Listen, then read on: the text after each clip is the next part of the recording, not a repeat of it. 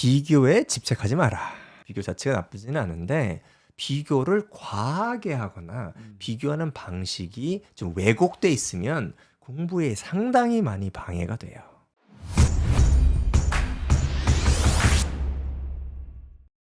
안녕하세요. 대치동 영어학원 내부 고발자입니다. 이번 편은 공부할 때 마음가짐에 대해서 얘기를 해보려고 해요.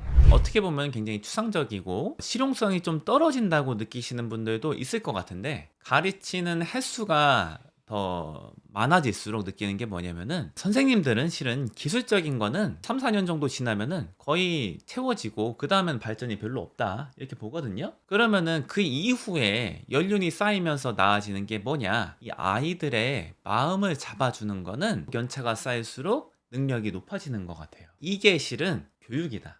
다른 거는 기술인데 이거는 교육이다, 이런 생각이 들어요. 우리가 뭐 공부할 때 필수 지식이라는 게 있잖아요. 뭐 수학 같은 경우에는 사칙연산, 공부의 마음가짐에도 사칙연산 같이 굉장히 필수적으로 꼭 알아야 될 것들이 있다고 저는 느끼게 되었어요. 근데 이거의 가장 전문가는 백시영 원장님이시다, 이렇게 생각을 해서 질문을 좀 드리려고요. 공부할 때 정말 꼭 이제 필요한 마음가짐이 어떤 게 있을까요? 첫 번째로는 공부가 어렵다는 것을 인지하고 있어야 돼요. 많은 문제가 뭐냐면은 공부가 어렵지 않다 이런 메시지를 받고 좌절을 하게 돼요. 근데 결코 공부가 쉬워서 학원에 오지 않습니다. 공부를 아주 잘 하던, 공부가 좀 부족하던 학원에 올 때는 공부가 어려워서 오는 거예요. 혼자 못하니까 오는 거거든요. 당연한 얘기잖아요. 근데 이렇게 생각을 안 하는 경우가 많아요. 저는 이제 옛날에 이런 말을 들었거든요. 네. 수능 같은 거 이제 발표할 때 이러잖아요. 네. 정상적으로 교육을 받은 사람이라면은 누구나 잘 볼 수 있는 게 수능 시험이다. 저는 생각한 거예요. 아, 나 진짜 비정상적이다. 일단 거기서 이제 어려운 게 뭐냐면 잘 보는 게 뭐예요? 그게 어려운 거예요. 여기서 잘 본다는 거는 비교 대상이랑 자기가 만족할 만큼 점수가 나와야 된다는데 그게 쉽나요? 어렵죠. 남들도 다 공부하잖아요. 다 어? 고민하고 고생하고 힘든 과정 거쳐서 하는 건데 그거가 뭐 쉬울 수 있다. 어느 정도 준비만 하면 잘 볼 수 있다. 여기서 이제 잘 본다는 의미가 일반적으로 쓰는 게 아니에요. 그래서 교육부가 발표할 때도 일반적으로 쓰는 의미로 발표를 해야지 자기네들이 생각하는 의미의 언어를 쓰시니까 오해가 생기는 거죠. 전 마음이 너무 아팠거든요. 아프잖아요. 아니, 나 진짜 나고자인가? 예. 나 진짜 뭔가 좀 부족한 사람인가 봐. 소외받는 느낌 나고 막 네. 쓸쓸해지고 이러더라고요, 마음이. 공부가 어렵고 힘든 과정이다 이런 메시지를 받아도 힘든데 그런 메시지 주면 낙오하라는 약간 등 떠미는 그런 게 되기 때문에 좋지 않죠. 감추게 되더라고요. 그래서 모르는 거, 그쵸. 이해 못하는 거를 네. 선생님들이 대체로 네. 설명하시는 거 방법 중에 하나가 이제 이해됐지? 뭐 이렇게 말씀하시면서 이 정도는 당연한 거잖아? 이거면은 이렇게 된다 했을 때 저는 이제 납득이 안 됐거든요. 이해도 안 되고 뭔 소린지도 모르겠고 했는데 이해가 안 됐다고 말하는 게 너무 힘들어. 그래서 그냥 이렇게 그냥 가만히 있었어요. 저는 어떤 마음인지는 충분히 이해하나 선생님께서 어떤 마음으로 아이들께 말씀하시는 건지 이해는 하겠으나 좋지는 않아요. 알겠지? 알 거야? 모르면 어떻게 해요? 이렇게 하시면 안 돼요. 모를 수 있고 잘 모르니까 하고 는 거고 선생님 필요한 거고 다 하는 건데 네네. 이거는 저기 언어에서 좀 빼시는 게 좋아요. 알 거야, 알겠지, 이해하지라는 게 꼭 이제 이해를 물어보는 건 아닐 경우가 많아요. 근데 알 거야 뭐 이런 거는 글쎄요 좋지는 않죠. 공부가 어려운 이유는 여러 가지가 사실은 있어요. 이제 아이들한테도 이런 얘기를 좀 해주면 공부할 때 필요한 논리라든가 이런 걸 동시에 설명하게 되는데 그게 뭐냐면 역사 이전에 그 인류 또는 인류의 선조들이 어떻게 살아왔고 그 사람들이 살아있는 공간에서 행동하던 것이 우리한테 어떻게 영향을 미치냐 요거를 보면은 공부가 굉장히 어렵다는 걸 알 수가 있어요. 선사시대 때는 글씨가 없었잖아요. 그러면 그냥 경험으로 배우는 거예요. 그냥 단체적으로 모여가지고 뭐 사냥터에 가는 거예요. 사냥터에 가면서 이래라 저래라 말로 듣고 실제로 해보고 안 되면 혼도 나고 그런 식으로 배우는 거예요. 그러면 이제 조금 더 쉽죠.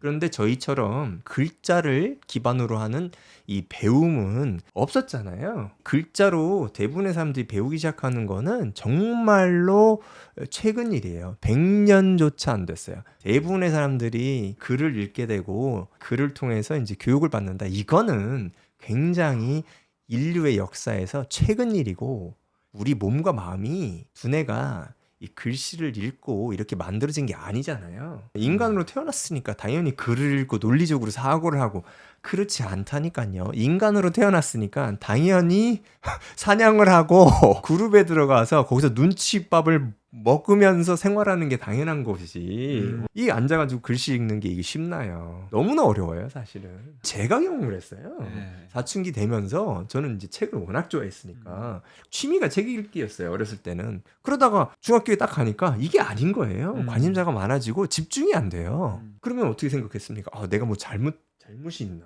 공부를 하는 시기라고 하는데 청소년 시기가 위인전 같은 거 보면 막 공부를 막 하루에 10시간씩 하고 막 이랬다는데 나는 도저히 집중이 안 되겠는데 이게 뭐지? 지금 와서 생각하면 제가 정상인 거예요. 이런 거 어디 가서 말하기도 힘들고 네. 청소년기 나이 또래 아이들은 이걸 어떻게 표현할지도 실은 몰라요. 그러니까 더 약간 마음이 골마가잖아요. 힘들잖아요. 예. 공부는 당연히 해야 되는 거고 그렇게 어렵지 않은 거란데 나는 너무나 힘들어. 그럼 이제 소외되죠. 남들보다 공부를 좀 잘하거나 남들보다 점수가 좀 낮게 나오거나 상관없이 공부는 어려운 거예요. 공부는 어려운 것으로 생각을 하고 접근하고 심각한 거라고 생각하고 접근을 해야지 공부가 잘 돼요. 그게 이제 첫 번째 마음가짐이다. 이것만 해도 썩어 문드러지는 마음을 많이들 이제 잡아줄 수 있겠다 이런 생각이 듭니다. 네.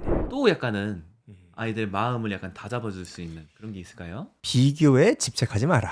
비교 자체가 나쁘지는 않은데 비교를 과하게 하거나 비교하는 방식이 좀 왜곡돼 있으면 공부에 상당히 많이 방해가 돼요. 저는 얼마 전에 남 원장님한테 좋은 예를 하나 들었거든요. 그거 잠시 말씀해 주실 수 있나요? 저희가 분반을 하잖아요. 네네. 그 교재 같은 거 이유도 있고 학습 성향이 좀 다르잖아요. 이제 분반이라고 말씀하시는 거는 뭐 이제 반을 나눠가지고 이제 같이 공부하던 아이들을 이제 따로 공부시키거나 아니면 다른 반으로 이제 이동시키거나 이걸 말씀하시는 거죠? 네네네. 네. 어느 정도 아이들 학습 단계에 맞춰서 네네. 실력 같은 것도 보고 학습 성향도 봐서 이게 반을 나눠서 그에 맞게 효과적으로 이제 가르치려고 하는 건데 재미있는 게 뭐냐면은 레벨에 맞게 아이들이 분반을 해놔도 네. 그 안에서 아이들이 옆에 같이 공부하는 친구들보다 잘하나 못하나 이걸 계속 따지더라고요. 같은 급간에 있는데 네. 거의 뭐 차이가 안 나는 아이들인데도 저희가 볼 때는 사실상 차이가 없어요. 네, 차이가 없는데도 그 안에서 자기의 위치를 계속 비교하더라고요. 자기가 좀 이제 좀 못 미친다 생각하면은 굉장히 뭐 위축되고 스스로 계속 비교를 해갖고 위축되는 마음을 갖는 아이들이 많더라고요. 네. 이런 거를 하면은 별로 도움이 안 되는 것 같거든요. 스트레스를 받아서 나아지는 게 있으면은 모르겠는데 네. 나아지는 게 별로 없더라고요. 대부분의 경우에는. 네. 이런 거를 안 만들려면 어떡하죠? 굳이 괴로울 필요가 없잖아요, 아이들이. 네. 예. 어떻게 하면은 그런 느낌을 안 받고 아이들이 이제 공부에 집중할 수 있을까요? 이제 일반적으로 이제 보면은 공부에 대한 평가를 받는 건 중요합니다. 일반적으로는 점수화가 가장 쉬우니까 점수를 받아서 자기의 위치를 확인하는 건 중요를 해요. 뭐 어떤 시험을 봤는데 준비가 부족하면 점수가 낮게 나오는 경우가 많고 이런 걸 이제 배워가는 거죠. 그래서 이걸 피할 필요는 없는데 피하면 좋은 게 뭐냐면은 성적이나 점수에 관해서 같은 반 친구들이랑 얘기를 많이 하는 건 좋지가 않아요. 사람의 마음이 약하기 때문에 비교를 하면서 많이 하는 게 뭐냐면 자기의 마음의 위안을 얻고 싶어요. 그리고 동료를 자꾸 만들고 싶어 해요. 7명의 학생이 수업을 듣고 있어요. 거기서 이번에 점수가 나하고 비슷한 아이가 나왔어요. 근데 내 점수가 안 좋아. 야, 너 몇 점 나왔어? 점수가 나랑 비슷하네? 요번에 좀 어렵지 않았니? 너무 어려웠어. 이러면서 자기의 마음의 위안을 갖는 거예요. 그리고 점수가 안 나온 거에 대한 정당성을 부여하게 돼요. 이러면 공부에 대한 동기부여에 해가 됩니다. 물론 아닌 경우도 있어요. 네. 오히려 친구들과 얘기를 하면서 동기부여가 되는 경우도 있고 서로 도움이 되는 얘기를 하는 경우가 있는데 대부분의 경우는 공부에 방해되는 쪽으로 대화가 흘러갑니다. 점수를 가지고 대화하는 거는 좋지 않아요. 굉장히 좀 섬세한 부분인 것 같아요. 네. 아이들이 자신의 입지를 학업적으로 확인하는 거는 괜찮은 거 맞죠? 필요해요. 필요한 건데 점수를 갖다가 옆에 애들이랑 계속 이제 따지면서 대화를 많이 하는 거는 그다지 안 좋을 수 있는 가능성이 크다. 네.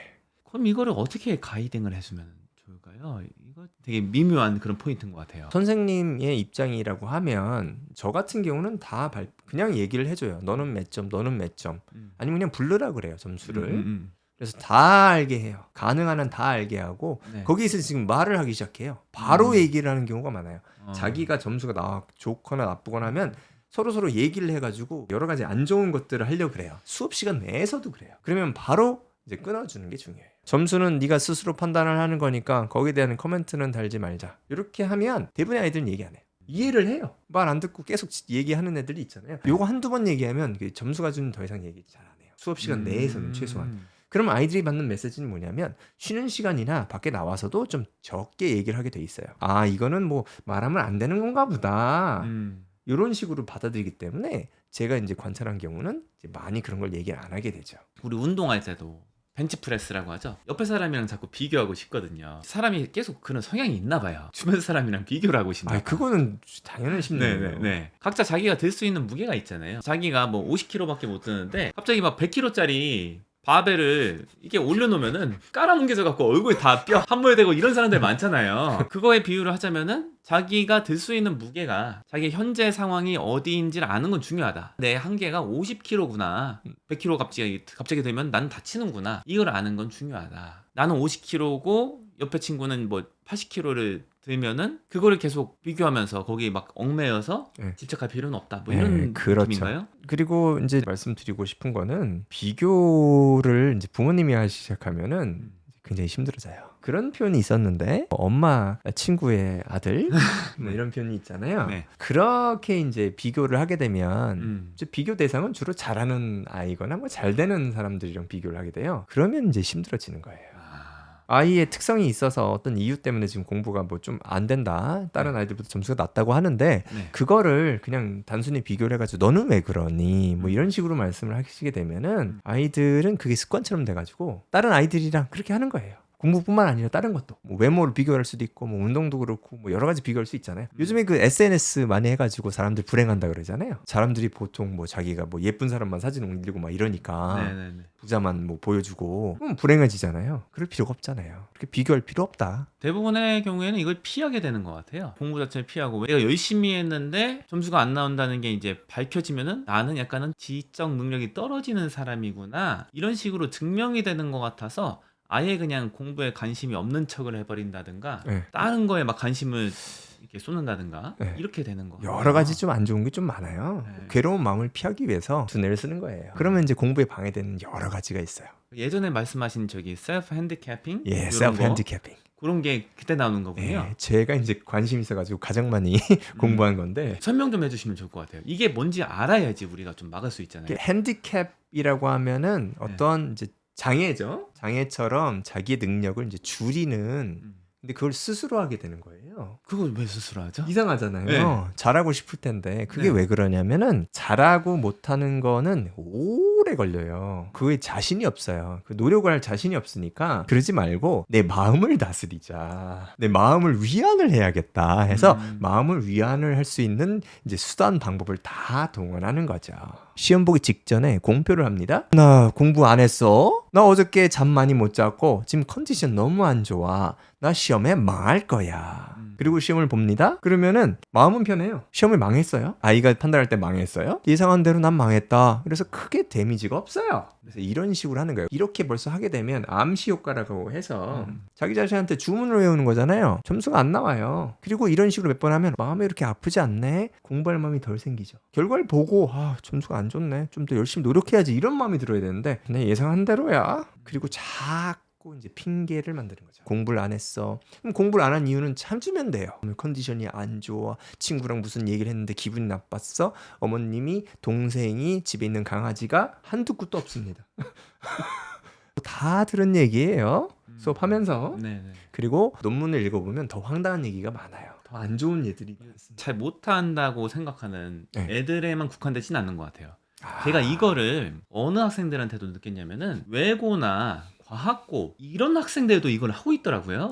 많아요. 이상한 사람들이 아니고요. 저도 하고 대부분의 사람들이 자주 합니다. 버릇처럼 나오는 건가요? 저도 그런 것 같은데. 이게 자기 이제 방어 심리의 연장이기 때문에 심각하지 않은 정도로는 다 해요. 되게 안 좋은 거잖아요. 이게 안 좋- 학업적으로 학업적으로 좋을 안 수가 좋아요. 없을 것 같은데요? 좋을 수가 없어요. 학업적으로가 아니라 네. 성장, 발전, 성공 이거 다 해를 줘요. 이거를 좀 막으려면 어떻게 해주면 더 좋을까요? 요거를 숨기지 않는 게 중요해요. 셀프 핸디캐핑 또는 좋지 않은 이런 심리적인 위안 장치를 가지고 있다는 거를 인지를 하는 게 좋아요. 그리고 이거에 대해서 얘기를 하거나 글을 쓰거나 공론화시키고 오픈시키는 게 좋아요. 너무 없애려고 하는 것도 좋지가 않아요. 인지 자체가 많은 해결점이 돼요. 숨겨서 이제 문제가 되는 거거든요. 이런 식으로 행동하는 것 자체가 또 부끄러워요. 점수가 안 나온 것도 부끄러운데 그거를 자기 위안을 하기 위한 여러 가지 내가 이제 행동을 한다는 것 자체가 사실은 더 부끄럽거든요. 제가 이제 옛날에 스스로 생각했던 게